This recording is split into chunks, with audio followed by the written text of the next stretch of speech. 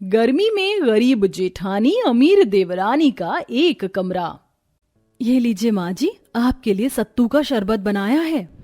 अरे वाह बहू, तुम्हारे हाथों का सत्तू का शरबत पीकर तो मजा ही आ जाता है। अरे जादू है जादू तुम्हारे हाथों में। पता नहीं क्या क्या बनाती हो, लेकिन जो भी बनाती हो बहुत स्वादिष्ट बनाती हो। हाँ माँ जी, अब एक ही तो परिवार है मेरा, आप लोगों के लिए नहीं करूंगी तो किसके लिए करूंगी। तभी शिवानी का देवर काम पर से आ जाता है। अरे भाभी जी, सत्तू का शरबत सिर्फ माँ को ही पिलाओगी, मुझे नहीं पिलाओगी? हाँ हाँ बहू, इसे भी दे दे, अभी अभी गर्मी में काम पर से आया है। सत्तू का शरबत पिएगा तो थोड़ा सा इसको भी गले में ठंडा लगेगा। अभी लेकर आती हूँ माँ जी। शिवानी सत्तू का शरबत विक्रम को भी लाकर पिलाती है। आहा, क्या बात है, कितना स्वादिष्ट बनाया आपने सत्तू का शरबत। बस जब मेरी बीवी आएगी तो उसे भी यही सिखा देना। चिंता मत करो देवर जी, आपकी आने वाली पत्नी को तो मैं सब कुछ सिखा दूंगी, उसे अपनी छोटी बहन की तरह जो रखूंगी। अरे पहले रिश्ता तो मिलने दो, मैं तो सोच रही हूँ किसी अच्छे घर का रिश्ता मिल जाए तो अच्छा होगा। उसी वक्त घर पर पंडित जी आ जाते हैं। अरे बहन जी, रिश्ता तो मिल गया है। यह मानो जैसे आपके मुंह की कही पूरी हो गई हो। अरे बहुत अच्छे परिवार का रिश्ता लेकर आया हूँ, बहुत अमीर है लड़की। अच्छा पंडित जी, जरा फोटो तो दिखाना। जैसे ही शकुंतला फोटो देखती है, उसको लड़की पसंद आ जाती है। लड़की तो सही है, आप रिश्ते की बात करवा दो। लेकिन पंडित जी, आपको तो पता है ना, हम लोग थोड़ा गरीब हैं, ऊपर से हमारे पास एक ही कमरा है। लड़के के पिता से मेरी बात हो चुकी है, उन्हें बस मेहनती लड़का चाहिए, बाकी तो दान दहेज उनकी तरफ से बहुत आएगा। इतना कहकर पंडित जी चले जाते हैं। कुछ ही दिनों में रिश्ते की बात शुरू हो जाती है, जिसके बाद शकुंतला अपने बेटे की शादी एक अमीर घराने की बेटी से कराकर अमीर बहू घर लेकर आती है। अमीर बहू साथ में बहुत सारा दान दहेज भी लेकर आती है। देखो तो सही, हमारी तो लॉटरी निकल गई। देखो कितना सारा दान दहेज आया है। अरे बड़ी बहू की शादी में तो इसका 1/4 भी नहीं आया था। शकुंतला फूले नहीं समाती। शकुंतला पहले दिन से ही नई बहू के आने के बाद अपनी बड़ी बहू को भूल जाती है। ओ माय गॉड, मेरे पिता ने मेरी शादी इतने गरीब परिवार में करवा दी, जहां पर रहने के लिए सिर्फ एक कमरा ही है। अरे छोटी बहू, परेशान क्यों होती हो? हम इस एक कमरे में पूरा परिवार सो जाता है, और एक कमरे के परिवार में सोने में मजा भी बहुत आता है। सारी रात बात करते हुए कब कट जाती है पता ही नहीं चलता। ओ माय गॉड सासू मॉम, आप ये कैसी बातें कर रही हो? प्राइवेसी नाम की भी कोई चीज होती है। बहू, ये प्राइवेसी कौन है? तुम्हारी कोई नई सहेली है क्या? कोई नई सहेली नहीं है। अरे माँ जी, आपको प्राइवेसी का मतलब नहीं पता? प्राइवेसी मतलब पति पत्नी का एक पर्सनल रूम। अच्छा ये बात है बहू, रुको अभी बना देती हूँ तुम्हारा पर्सनल रूम। आज से तुम दोनों बहू अंदर सोना और मैं बाहर। शकुंतला ऐसा कहने के बाद अपने घर के अंदर बीचों बीच एक पर्दा टांग देती है। ये ले बहू, हो गया तुम्हारा एक रूम। अब वहां जो मर्जी करना है करो, यहाँ के लोग वहां नहीं झांकने वाले। ये देखकर शिवन्या बहुत ज्यादा गुस्से में होती है और अपने मन ही मन सोचती है, व्हाट रबिश, ये सब क्या है? एक कमरे में मुझे एडजस्ट करके रहना होगा। ऊपर से यहाँ कितनी गर्मी है, पसीने आ रहे। एक पंखा है, वो भी सही से हवा नहीं दे रहा। शिवन्या बहुत ज्यादा परेशान हो जाती है। ऊपर से रात को लाइट भी चली जाती है। अरे अरे, ये क्या है? एक ही पंखा चल रहा था, वो भी बंद कर दिया। ऊपर से पूरे कमरे में अंधेरा क्यों है? लाइट चली गई है, अब तो लाइट सुबह ही आएगी। इस तरह तुम लोग कैसे रहते हो? मुझे तो बिल्कुल भी नहीं रहा जा रहा। मुझे बहुत गर्मी लग रही है। कमरे के बाहर शकुंतला ये सुनकर कहती है, बहू आज की रात जैसे तैसे निकाल लो, कल तो मैं तुम्हारे घर से आए हुए एक एसी को कमरे में लगवा दूंगी, फिर पूरा कमरा ठंडा हो जाएगा। शिवन्या ये सुनते ही मन में कहती है, मेरे मायके से आया हुआ एसी मैं इन लोगों के ऊपर खर्च करूंगी? बिल्कुल भी नहीं। कल एसी इस तरह लगेगा कि सिर्फ हवा मुझे और मेरे पति को ही मिलेगी। शिवन्या ऐसा सोचती है। अगले दिन जब सवेरा होता है तो शकुंतला एसी लगवाने वाले को बुला लेती है।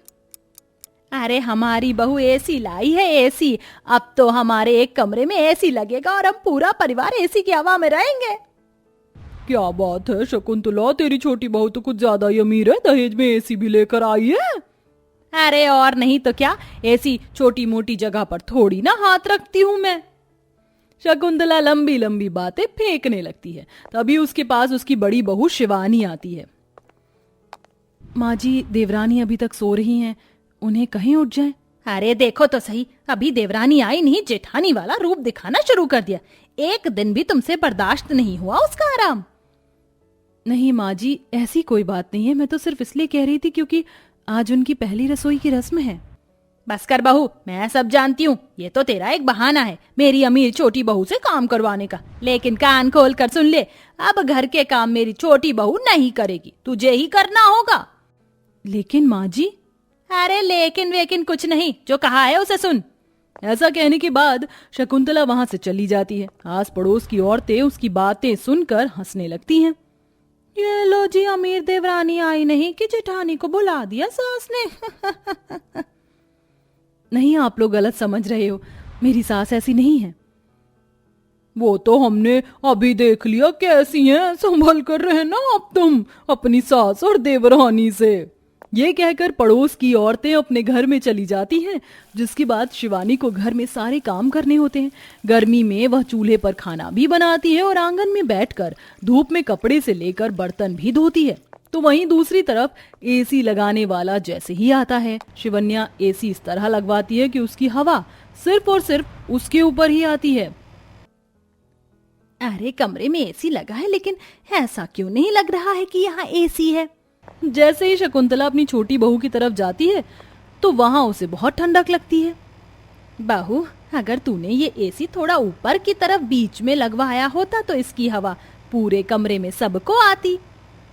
अरे ये मेरे दहेज में आया है, इसका इस्तेमाल मैं तुम लोगों को करने क्यों दूं? और तुम्हारी औकात नहीं है एसी में रहने की। ये एसी सिर्फ और सिर्फ मेरे लिए है।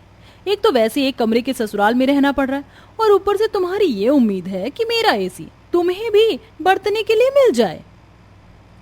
नहीं बहू, ऐसा नहीं है, लेकिन चलिए अब यहाँ से चली जाइए, मुझे थोड़ी देर एसी की हवा में आराम करना है।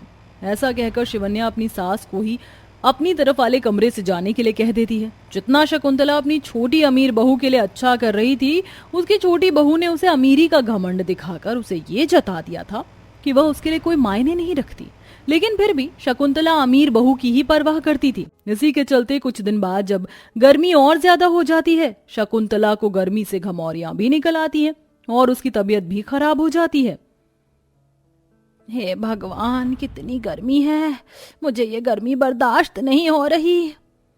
माँ जी, मैंने आपके लिए सत्तू का शरबत बनाया है, इसे पी लीजिए। शिवानी शकुंतला का बहुत ख्याल रखती है। इसी के चलते शिवानी अपने पति से कहती है, सुनिए, गर्मी बहुत है, जो पैसे आपने बचा कर रखे थे आप उनसे कूलर ले आइए। रात भर माँ जी बाहर सोती हैं, उन्हें तो पंखे की हवा भी नसीब नहीं होती। उन्हें रात को आराम से नींद तो आ जाएगी। ठीक है, मैं कल ही कूलर ले आऊंगा। कैलाश ऐसा कहने के बाद अगले दिन ही कूलर ले आता है और अपनी माँ के पास लाकर रख देता है। माँ, आज के बाद आपको गर्मी में सोने की जरूरत नहीं पड़ेगी। आपकी बड़ी बहू ने आपके लिए कूलर मंगवाया है। ये सुनते ही शकुंतला को अपनी गलती का एहसास होता है। मैंने छोटी बहू को कितना समझा, लेकिन उसने जरा भी मेरी परवाह नहीं की। और बड़ी बहू शुरू से जैसे सबको संभालती आ रही थी, उसने इतना कुछ सहन करने के बाद भी मेरे बारे में सोचना बंद नहीं किया।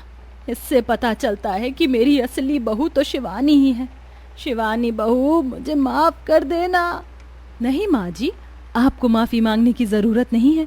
आपकी सेवा करना तो मेरा पहला कर्तव्य है। इस तरह शकुंतला को सही और गलत में फर्क नजर आ जाता है।